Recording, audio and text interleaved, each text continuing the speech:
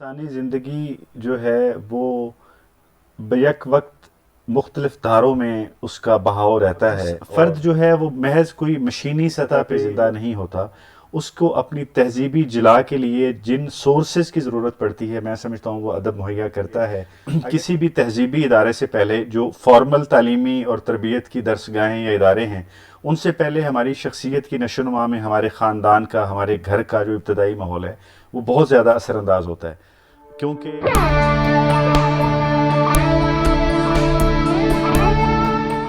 یہ radio Pakistan pod cost ہے. السلام علیکم. اکمل شہزاد گمن ورلڈ سروس کی طرف سے آپ کی خدمت میں حاضر ہے. یہ پوڈ کاسٹ جو ہے وہ ریڈیو پاکستان کی طرف سے آپ کی خدمت میں پیش کیا جاتا ہے، اور آج ہم نے اپنے اسٹوڈیوز میں ایک ایسی شخصیت کو زحمت دی ہے جو پیشے کے اعتبار سے تو سول سرونٹ ہے،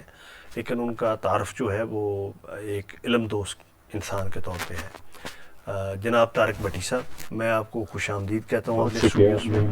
بہت شکریہ. تو ہم کوئی روایتی سوال و جواب کی بجائے میں پہلا سوال ہی یہ کروں گا کہ آپ ایک قاری کے طور پہ اور ایک علمی ادبی شخصیت کے طور پہ لٹریچر اور سوسائٹی اور ایک فرد اور جو لٹریچر ہے اس کا تعلق کیسے دیکھتے ہیں؟ سب سے پہلے تو میں مشکور ہوں کہ آپ نے مجھے آج عزت بخشی اور ریڈیو پاکستان کی جو یہ پوڈ کاسٹ کی سیریز ہے اس میں دعوت دی، اور اس کے لیے میں آپ کی ٹیم کا بھی مشکور ہوں. اور یہ جو آپ نے سوال کیا، میں یہ سمجھتا ہوں کہ انسانی زندگی جو ہے وہ بیک وقت مختلف دھاروں میں اس کا بہاؤ رہتا ہے، اور لٹریچر جو ہے وہ ہماری زندگی کے جو جمالیاتی اور جو تہذیبی اور جو ہمارے جو باطن کی جو آپ کہہ لیں تربیت کے جو ذرائع ہیں اس کے لیے وہ ہمیں خام مال مہیا کرتا ہے. اور فرد جو ہے وہ محض کوئی مشینی سطح پہ زندہ نہیں ہوتا. اس کو اپنی تہذیبی جلا کے لیے جن سورسز کی ضرورت پڑتی ہے میں سمجھتا ہوں وہ ادب مہیا کرتا ہے. اگرچہ اب جدید دور میں یہ بحث بھی ہے کہ انسان اتنا مشین ڈریون ہو چکا ہے اور آرٹیفیشل انٹیلیجنس نے لائف کی ساری تخلیقی جہتیں بھی ریپلیس کر لی ہیں، تو اب آج کے دور میں فرد کا اور ادب کا کیا تعلق ہے؟ تو میں یہ سمجھتا ہوں کہ شاید یہ بات درست نہیں ہے، کیونکہ ہم اپنی زندگی میں جذباتی طور پہ ایسے تجربات سے گزرتے ہیں جن سے ہیل اپ ہونے کے لیے ہمیں لٹریچر سے مدد ملتی ہے. بالکل صحیح. تو بٹی صاحب، آپ ذرا اپنی تھوڑی ابتدائی دلچسپی اور ابتدائی زندگی کے حوالے سے بتائیے گا کہ آپ کا لٹریچر کی طرف کس طرح آنا ہوا؟ میں بیسیکلی تو یہ سمجھتا ہوں کہ اوورال جو ایک پرائمری جو آپ کہہ لیں جو انفلوئنس ہے وہ تو فیملی کا ہوتا ہے. ہمارے بر صغیر میں جو سماج کی بنیاد ہے وہ اس طرح سے ہے کہ کسی بھی تہذیبی ادارے سے پہلے جو فارمل تعلیمی اور تربیت کی درسگاہیں یا ادارے ہیں ان سے پہلے ہماری شخصیت کی نشو و نما میں ہمارے خاندان کا، ہمارے گھر کا جو ابتدائی ماحول ہے وہ بہت زیادہ اثر انداز ہوتا ہے. کیونکہ شاید ہماری جو ثقافتی یا سماجی جو طاقت ہے وہ بھی یہی ہمارا فیملی کا ادارہ ہے کہ ہم ابھی بھی مشرق میں رہتے ہوئے اس بات پہ بڑا فخر کرتے ہیں کہ ہماری جو خاندان کی اور جو قدریں ہیں وہ ہمارے فیملی انسٹیٹیوشن نے بچا کے رکھی ہوئی. تو میں سمجھتا ہوں کہ ہمارے گھر میں بھی جو میرے بڑے بھائی تھے، میرے ننہال میں زیادہ لوگ علم و ادب سے وابستہ تھے، ماموں میرے ٹیچرز تھے، اور بھائی میرے بڑے پڑھے لکھے تھے جو میرے سے 3-4 بڑے بھائی ہیں. تو گھر میں کتابیں، ان کے نام بھی لے لیں بے شک. مطلب آپ جانتے ہیں کہ عابد ساکی صاحب جو ہیں وہ لاء کے پروفیشن میں ہیں، اور سپریم کورٹ بار ایسوسی ایشن کے وہ پریزیڈنٹ وائس بھی چیئرمین پاکستان بار کونسل رہے، لاہور ہائی کورٹ بار کے پریزیڈنٹ رہے، اور ان کا بھی بہت زیادہ لاء کے پروفیشن کے علاوہ ایک وسیع المطالعہ شخص ہیں. اور میں نے ان کو بہت عرصے سے، یعنی بڑے بھائی کے ہونے کے ناطے کے علاوہ بھی ایز اے طالب علم بھی ان کو ہمیشہ پڑھتے دیکھا، اور بہت ویریڈ ان کے انٹرسٹ ہیں. پھر امجد بھٹی میرے بھائی ہیں جو فلاسفی میں گورنمنٹ کالج سے انہوں نے گولڈ میڈل لیا، آج کل وہ یو این کے ساتھ کام کر رہے ہیں. میرا چھوٹا بھائی حسنین قیادت یونیورسٹی سے پڑھا ہے، اس نے بھی کافی نظم میں اور افسانے میں اور کرٹیسزم میں، ایون تنویر کا مرحوم کا بڑا تنویر اچھا جو آپ کے پنجابی ساتھ بڑی، لٹریچر کے ساتھ. تو وہ ایک فیملی کا تھا. پھر گھر میں میٹرک سے پہلے تک کی کافی جو ہماری کلاسیکل کتابیں ہیں، ناول میں، فکشن میں، شاعری میں، وہ موجود تھیں. یعنی جو وہ ایک کلچر اور سبا کا دین ہے، Yes. وہ بھی ایک یعنی ایگزیکٹلی. اور پھر جب میں نے خود جب پڑھائی کے لیے لاہور گیا میٹرک کے بعد، تو مجھے شروع میں تو میں نے آئی کام میں داخلہ لیا، لیکن مجھے کامرس کی چیزیں، اکاؤنٹنسی اور وہ پڑھتے ہوئے کوئی دل میرا کوئی خوش نہیں لیکن ہوتا۔ پروفیشن آپ کا جو آپ سی ایس ایس کے بعد ادھر ہی آنا یہ پڑا پھر تضاد ہے ایک نا کہ میں نے وہاں کیونکہ انکم ٹیکس کی سروس اور لٹریچر کا اس طرح تعلق نہیں بالکل بنتا۔ ایسے ہی میں آئی کام کے بعد میں نے خود فیصلہ کیا کہ میں نے آگے بی کام نہیں کرنا، اور پھر میں نے بھائی سے مشورہ کیا، انہوں نے کہا یار آپ کا جہاں پہ دل لگتا ہے وہ کر لو، تو پھر میں نے ایف سی کالج سے لٹریچر پڑھا، بی اے کے لیول پہ لٹریچر اور سائیکالوجی، پھر ماسٹرز بھی میں نے ایف سی کالج سے انگلش میں کیا، اور اس کے بعد پھر ظاہر ہے یہ نوکری کے لیے امتحان دیے اور ادھر آ گئے، اور اتفاق ایسا ہے کہ پھر جاب جو ملی وہ بھی اعداد و شمار والی تھی، جو میرے مزاج کے ساتھ کوئی اتنا لگا نہیں کھاتی، لیکن ظاہر ہے پھر انسان سیکھتا بھی ہے اور اس میں چیزیں آگے جاتی ہیں، تو یہ ہے۔ تو بٹی صاحب آپ اپنی سروس کے دوران جیسا کہ پچھلے سالوں میں آپ ساہیوال اور ملتان رہے، یہ تجربہ کیسا رہا؟ اور ایک میں اس میں سوال یہ کرنا چاہ رہا ہوں کہ چونکہ آپ کا ویرائڈ ایکسپیرینس ہے، لوگوں سے ملنا ملانا، یہاں اسلام آباد میں بھی ایک ادبی بیٹھک اکیڈمی آف لیٹرز میں آپ چلاتے رہے، میں تو پچھلے 5-6 سالوں سے اس کو دیکھ رہا ہوں، کرونا کی وجہ سے ایک اس میں وقفہ آیا، تو ایک یہ کہا جاتا ہے کہ جی جو تخلیقی اعتبار سے کچھ معیار ہمارے نیچے گئے ہیں، تو آپ کی چونکہ اوورال بہت نظر ہے، تو آپ کی اس بارے میں کیا رائے ہے؟ میں اس سارے پس منظر میں کیا ملتان، ساہیوال اور پنجاب اردو اور انگریزی، یہ سب تینوں زبانوں کو آپ جانتے ہیں؟ اچھا ایک تو نا یہ جو سٹیٹمنٹ ہے نا مجھے یہ ہمیشہ پرابلمٹک لگتی ہے، مثلا آج کل بھی لوگ یہ کہتے ہیں، ابھی پچھلے دنوں خورشید ندیم صاحب کا ایک آرٹیکل تھا جس میں انہوں نے کہا جی کہ آج شاعر کہاں ہے، تو مجھے وہ تھوڑا سا لگا کہ شاید یہ بات درست نہیں ہے۔ ایک تو ہمارا نا ذہنی ساخت ایسے ہے انسان کی کہ وہ فطری طور پہ ماضی پرستی کا شکار ہو جاتا ہے، اور جس کو انگریزی میں آپ نوسٹیلجیا کہتے ہیں، وہ ہمیں آپ رامائن سے، مہابھارت سے، رگ وید سے، حضرت عیسیٰ کی پیدائش سے پہلے کا لٹریچر دیکھیں، اسلام کے ظہور سے پہلے کا عربی لٹریچر دیکھیں، آپ کو ان کے ادب میں یہ باتیں مل جائیں گی کہ جی اخلاقی گراوٹ ہو گئی ہے، چیزیں خراب ہو گئی ہیں، معیار ٹھیک نہیں رہا، بھائی بھائی کا سگا نہیں ہے، خون سفید ہو گئے، یعنی عیسیٰ کی پیدائش سے پہلے سے یہ گفتگو ہو رہی ہے۔ اور ہمارے جو ماں باپ کی جنریشن ہے، ہم اب 40 کراس کرنے والے جو لوگ ہیں، ہمیں بھی لگتا ہے کہ یہ جو بچے اب فرسٹ ایئر سیکنڈ ایئر میں ہیں یہ کوئی ٹھیک نہیں پڑھ رہے، بالکل اور صحیح۔ یہ کوئی معیار بھی گر گیا ہے، تو تعلیم بھی ٹھیک نہیں رہی، لیکن مجھے لگتا ہے کہ یہ شاید اتنا درست نہیں ہوتا۔ اس میں جو ایک بات میں کرنا چاہوں گا، آپ نے جو شاعری کے حوالے سے بات کی، میں نہیں سمجھتا کہ اس وقت ہمارے سارے جو ہمارے اس دھرتی کی زبانیں ہیں بشمول پنجابی اور سندھی اور جو بلوچی اور باقی جو براہوی اور دیگر جو زبانیں ہیں اور پشتو، ان میں بہت خوبصورت لٹریچر تخلیق ہو رہا ہے۔ اب پرابلم یہ ہے کہ میں جتنا بھی پڑھ لوں میری ان زبانوں تک رسائی نہیں ہے، انفارچونیٹلی ہم نے کوئی یعنی بین الصوبائی کوئی ترجمے کے اس طرح کے بہت اچھے انتظامات نہیں کر رکھے کہ مجھے یہ پتہ چلے کہ پشتو میں اس وقت نظم کون لکھ رہا ہے اور پشتو کی ٹرانسلیشن مجھے فوری مل جائے۔ ملتان میں رفت عباس جو ہیں وہ ایک بہت خوبصورت شاعر ہیں، اشو لال ہے ان کا ناول ان کا بہت اچھا ناول، ہے۔ ان کا نمک کا جیون گھر، جو لون دا جیون گھر جو سرائکی چنا لکھا،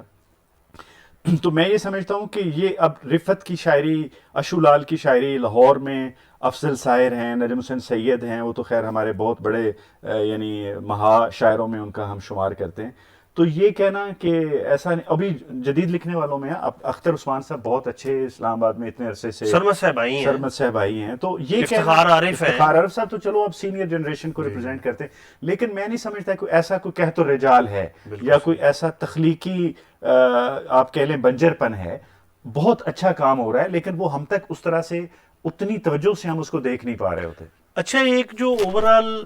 ماحول بنانا ہوتا ہے، آپ یہ نہیں سمجھتے کہ ریاست نے، پاکستان کی ریاست نے اس طرح ذمہ داری نہیں اٹھائی لٹریچر کے فروغ کے لیے؟ یا ایک تو معاشرے ہوتے ہیں نا کہ جہاں علم و ادب، جیسے یورپ میں بہت کتاب پڑھی جاتی ہے یا ایون امریکہ میں بہت پڑھی جاتی ہے، ہمارے ہاں وہ کلچر اس طرح نہیں پنپا جس طرح کے پنپنا چاہیے تھا۔ اصل میں ایک بڑا ہی ہمارا المیہ رہا ہے ایز اے یعنی to be honest with you, ہمیں نا اب تھوڑا اپنے اندر دیکھنے کی ضرورت ہے۔ 75 سال جب ہم ایک ریاست کے طور پہ پورے کرنے جا رہے ہیں یا کر چکے ہیں، تو جو اسٹیٹ کے طور پہ ہمارا تجربہ رہا، اس کے ساتھ معاشرتی تجربہ کیا رہا، یہ چیز ہم نے نہیں دیکھی، اور شاید یہ اب وقت آ گیا ہے کہ ہم اپنی جو مٹیریل اچیومنٹس ہیں ان کے مقابلے میں جو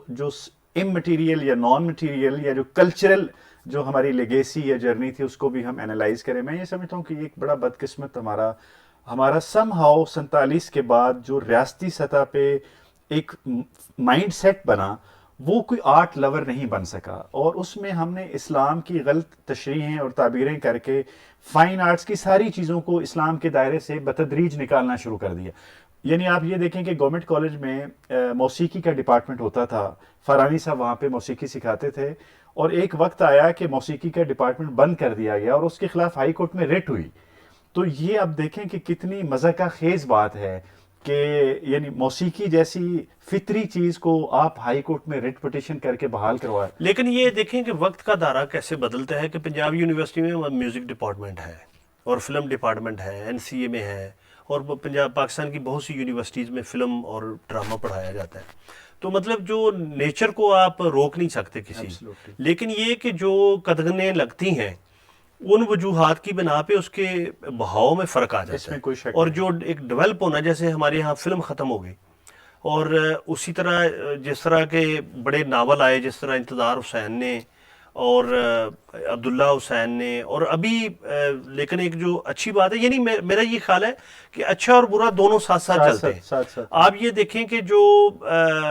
مرزا صاحب کے ناول آئے، مرزا اطہر بیگ صاحب کے، وہ بڑے ایک مائل سٹون ہے. بہت حسن کی صورتحال اور غلام باغ. جی میں سمجھتا ہوں کہ اردو ادب میں یعنی یہ جو 21ویں صدی کے یہ جو 23 سال جو ہم گزار چکے ہیں، ان میں جو ناول آئے ہیں اس میں بہرحال ان کے علاوہ بھی اچھے ناول آئے ہیں. اختر رضا سلیمی کے 2 ناول ہیں، جاگے ہیں خواب میں، دوسرا ان کا ناول ہے جندر. اور مرزا اطہر بیگ کے تو خیر میں سمجھتا ہوں میرے خیال میں جندر سوری جی، چونکہ جندر جو ہے وہ غالباً جو فرخندہ لودھی ہماری پنجابی کی، جندر بالکل درست کہہ رہے ہیں. اور ان کی جو سیٹنگ ہے، یہ ہماری جو ہرو ریور ہے، یہ جو ہی آپ اسلام آباد سے باہر نکلتے ہیں ایبٹ آباد کی طرف، تو ہرو کے اوپر یعنی ہزارہ، جسے ہزارہ، یس، وہ بہت خوبصورت ناول ان کو جہاں بہت ہی خوبصورت ناول ہے. جاگے ہیں خواب میں ان کا اس سے یعنی موضوع کے اعتبار سے اور تکنیک کے اعتبار سے بڑا ناول ہے. اس کے علاوہ میں یہ سمجھتا ہوں کہ کاشف رضا نے لکھا چہار درویش اچھا ناول ہے. علی اکبر ناطق کے 2 ناول ہیں. اس میں کماری والا جو ان کا بعد میں آیا وہ تھوڑا آٹو بایوگرافیکل زیادہ ہے، لیکن جو ان کا نولکی کوٹھی ہے، یعنی اس کے باوجود طارق صاحب یہ آپ دیکھیں کہ ناول لکھنا یا فلم لکھنا یا بنانا، میرا خیال ہے کہ یہ ایسے ہی جیسے کوئی آپ گاؤں یا شہر بسانا ہو. یعنی آپ پوری طرح ایک سٹرکچر بناتے ہیں، مطلب کوئی کمزور ہو یا بہت اچھا ہو، یعنی کام اگر ہوتا رہے تو اس میں اچھا بھی آ جاتا ہے، برا بھی آتا ہے، درمیانہ بھی آتا ہے. تو اگر کام ہوتا رہے تو میرے خیال میں اس میں اچھا بھی آ جاتا ہے. اس میں جو آپ نے بات کی نا، اس سے پہلے میں ایک ذہن میرے میں ایک بات آ رہی تھی کہ کتنی یعنی قابل افسوس بات ہے کہ دنیا میں اسلام آباد پروبیبلی دنیا کا وہ واحد کیپٹل ہوگا. اب ہم دیکھیں بہت سارے انڈیکیٹرز میں ہم دنیا کے ٹاپ 10 ٹاپ 20 میں آتے ہیں. مثلا آبادی کے لحاظ سے شاید ہم کو 9واں 10واں بڑا ملک ہیں، اور اگر آپ نیوکلیر پاورز کے حوالے سے دیکھیں تو دنیا میں 7 یا 8 ملک ہیں، ہم ان میں سے ایک ہیں. اور پاکستان کا جو کیپٹل ہے اسلام آباد، اس میں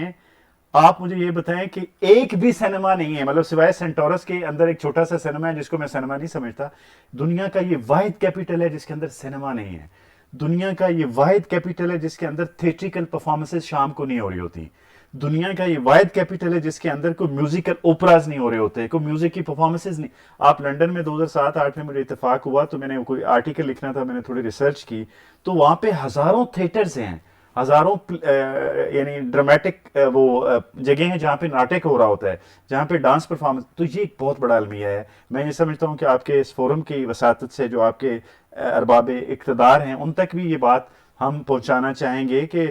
ہم چونکہ جیسے آپ دیکھیں آپ کے پاس کوئی بھی باہر سے ڈگنیٹری آئے گا تو آپ اس کے ساتھ میٹنگ کریں گے آدھے گھنٹے کی، اس کے بعد آپ کوئی سافٹ ویئر امیج دکھائیں گے، تو آپ اپنے کیپٹل میں کیا دکھائیں گے؟ یہ آپ کے پاس لوک ورثہ میں کچھ 1-2 چیزیں بھی ریسنٹلی بنی، کوئی سنیما ہال، پی این سی اے میں نہیں سمجھتا کوئی اتنا ایکٹیو ہے. ریڈیو پاکستان جو ہمارا ایک تہذیبی طور پہ سب سے میں سمجھتا ہوں کہ پورٹنٹ انسٹیٹیوشن تھا، جس نے لوگوں کی موسیقی کے علاوہ بول چال اور گفتگو اور صداکاری اور اداکاری اور تلفظ اور کن کن حوالوں سے، اور پھر رکھ رکھاؤ، ادب آداب، یعنی معاشرتی. دیکھیں کہ خواتین کے پروگرام ہوتے تھے، بچوں کے ہوتے تھے، لٹریچر کے ہوتے تھے، کاشتکاروں کے ہوتے تھے، دیہاتی بھائیوں کے ہوتے تھے،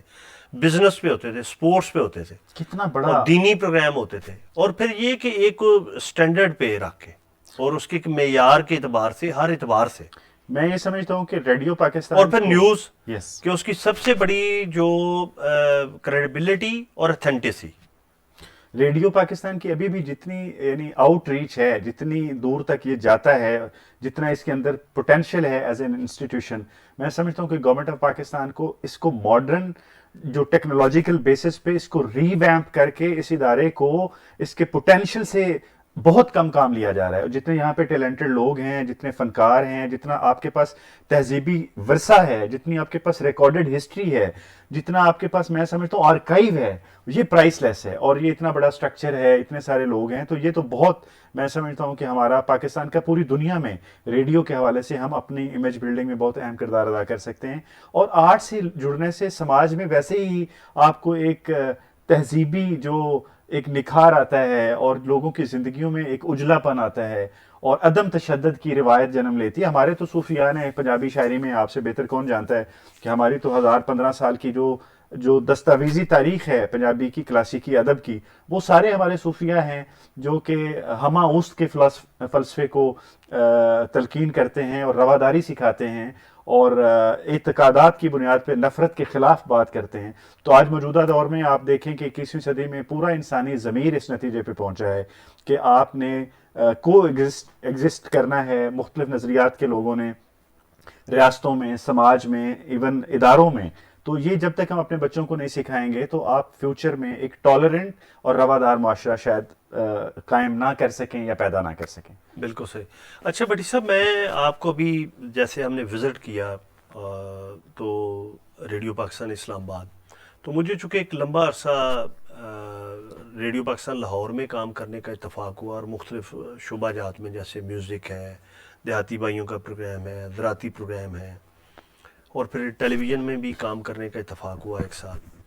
تو میں آپ کو بتا یہ رہا تھا کہ ریڈیو آپ نے ادارے کے طور پہ ایک یونیورسٹی سے زیادہ اس کی ایک اہمیت ہے.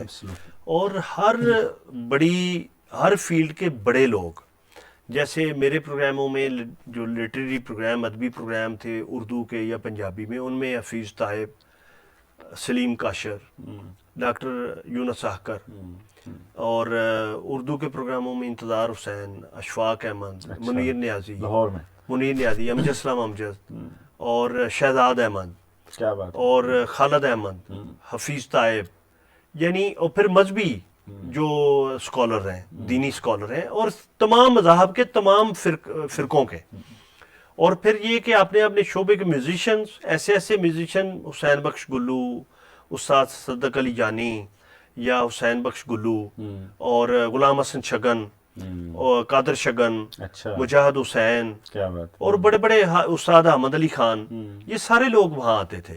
یعنی کسی بھی شعبے کے ٹاپ کے لوگ. اور پھر یہ کہ ان کو ایسے لگتا تھا کہ ایک جیسے مچھلی پانی میں آ کے اس کو تھوڑا ایسے لگتا ہے کہ جیسے میں تھوڑا سکون، ایک یعنی وہ ایک زندگی کی نشانی تھی. اتنا کم آپ کا ادارہ، یعنی تاریخی طور پہ اتنے کم پیسے ان فنکاروں کو ملتے تھے، لیکن ان کو جو یہاں پہ آ کے ایک اپنائیت کا اور ایک کنیکشن کا اور ایک تاریخی تسلسل سے جو ان کو ایک خوشی ملتی تھی، میں سمجھتا ہوں اس کی کوئی قیمت نہیں ہے. اور آپ کے اس وقت میں سمجھتا ہوں ابھی بھی آج آپ نے جس طرح مجھے ریڈیو کی ساری مختلف فلورز پہ لے کے گئے اور میں نے مختلف اسٹوڈیوز دیکھے، تو میں اس کے شدید والے جو جس کو کہتے ہیں نا کہ تاریخی، اس میں میں ہوں. اب کا مجھے ایگزیکٹ اردو اس وقت نہیں آ رہا، کہ جو اس کے میرے اوپر روب ہے اس کی بلڈنگ کا، اس کا جو تاریخی ورثہ ہے. ہم نے بڑے بڑے نام جو بچپن سے سنے وہ سب یہاں پہ آتے رہے، اور اب اسلام آباد کو بھی اب ظاہر 50 سال سے تو اوپر ہو گئے ہیں ایز اے سٹی. تو یہ بلڈنگ، اس کے اندر گونجنے والی آوازیں اور ان دیواروں کے دل میں وہ جو چیزیں دفن ہیں، میں سمجھتا ہوں یہ اگلی نسل تک تبھی جا سکتی ہیں جب آپ قدیم کو مس کیے بغیر جدید کے ساتھ ڈائلاگ کا امکان پیدا کریں گے. یعنی ریڈیو پاکستان کو اپنے ماضی کے ورثے کو لے کے جدید جو ڈیجیٹل ٹیکنالوجی ہے یا جو ویژول ورلڈ ہے یا جو بھی جدید چیزیں، ان کے ساتھ اپنے آپ کو ان سنک کر کے تو اس کے میسج کو ایمپلیفائی کرنا چاہیے اور دور تک لے کے جانا چاہیے. اور جیسا کہ آپ نے کہا کہ جو چیزیں پہلے مجھے یاد ہے بچپن میں دیہاتوں میں لوگ شام میں ریڈیو کی پروگراموں کے तवस्त से अपने ज़री फैसले करते थे, फसल कौन सी लगानी है, क्या चीज़ें देनी है। तो बड़ी तालीम और तरबियत का एक निज़ाम था। और बोल चाल में, मैं खुद स्टूडेंट लाइफ में एक आध प्रोग्राम में गया था, मुझे एक चेक भी मिला था 100 रुपए का, तो वो मेरे पास चूँकि अकाउंट ही नहीं था, तो वो चेक अभी भी कहीं मेरे पास पड़ा हुआ है। तो वो बच्चों का कोई प्रोग्राम मैंने लाहौर में जाके किया था, तो बड़ा गयूर अख्तर साहब वहाँ पे मुझे उस दिन मिले थे। पानी का बुलबुला गाने वाले आर्टिस्ट यकूब आतिफ बुलबुला अभी पिछले दिनों में फौत हुए, वो मौजूद थे और बहुत कमाल का। मैं भट्टी साहब आपको कहता हूँ कि देखें, आपने गयूर साहब का नाम लिया, मुझे इत्तफाक हुआ कि बतौर प्रोड्यूसर मेरे लिए ये ऑनर की बात है, मैंने गयूर अख्तर, खालिद अब्बास डार, प्रोफेसर अब्बास नजमी, फ़खर चीमा और मुनीर नादर और ऐसे बड़े बड़े हुसैन शाद, इन सब लोगों के साथ बतौर प्रोड्यूसर काम करने का और सीखने का मौका मिला। और फिर ये कि अगर आप पेंटिंग में जाएं तो वो मुदस्सिर शरीफ अल्लाह सोना उनका एक बड़ा मारूफ पॉपुलर प्रोग्राम किया करते थे, अल्लाह सोना उनका यानी फेम बहुत खूबसूरत उस नाम से। तो उस प्रोग्राम में टॉक किया करते थे डॉक्टर इजाद अनवर, जो लाहौर पेंट करते हैं, नन्ना के बेटे, जो एनसी के से प्रोफेसर रिटायर्ड हुए। फिर ये कि मेडिसिन के बड़े बड़े नाम जो मेडिकल के शोबे से, मतलब कोई ऐसा शोबा नहीं है जिससे लोग नहीं आते। अच्छा, फिर ये कि आप ये देखें, आपने रेडियो पाकिस्तान इस्लामाबाद का नाम लिया, तो यहाँ कंवल नसीर जैसी बड़े नाम वाली खातून यहाँ काम करती रहीं, और जो पीटीवी की पहली अनाउंसर या पहली अदाकार थी, अदाकारा थी। तो कहने का मतलब ये है कि जैसे अंजम हबीबी की अभी कॉरिडोर में आपकी मुलाकात हुई, तो यानी कहने का मतलब ये है कि अपने वक्त के बड़े बड़े जो आर्टिस्ट हैं वो यहाँ भी काम करते रहे, और अब भी शायद इनमें से कोई कल का बड़ा जो आज यहाँ काम कर रहा मैं ये समझता हूँ कि आप ये देखें ना, अगर पाकिस्तान में जो आपका इलेक्ट्रॉनिक मीडिया का जो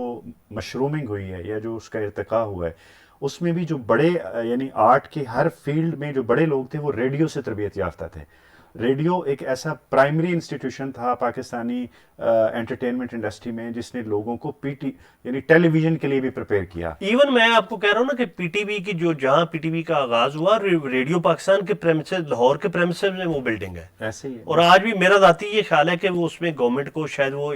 जो बिल्डिंग है वो प्रिजर्व कर देनी चाहिए। मैं एक और बात ये यहाँ पे कहना चाह रहा हूँ कि जो मैंने देखा आज के आपके जो मौजूदा एमडी साहब हैं, जो उनकी काविश से जो एक रीवाइटलाइजेशन हुई और इसको उन्होंने रीब्रांड किया और एक नई रूह फूंकी है पूरी टीम में, तो ये बड़ी काबिल कदर बात है। और मैं समझता हूँ कि इसी तरह के जो इंस्टीट्यूशनल हेड्स हैं वो चाहिए इस तरह के तख्लीकी इदारों में, ताकि आप जो चैलेंजेस हैं, जो जदीद दौर के चैलेंजेस हैं, उनसे बड़े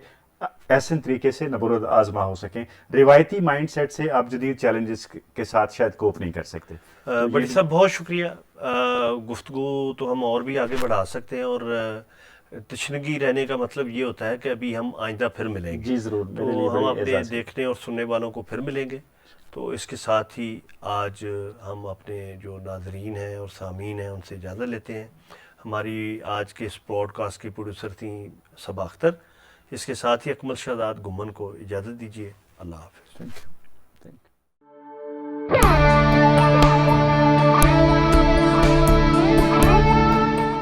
ये रेडियो पाकिस्तान पॉडकास्ट है।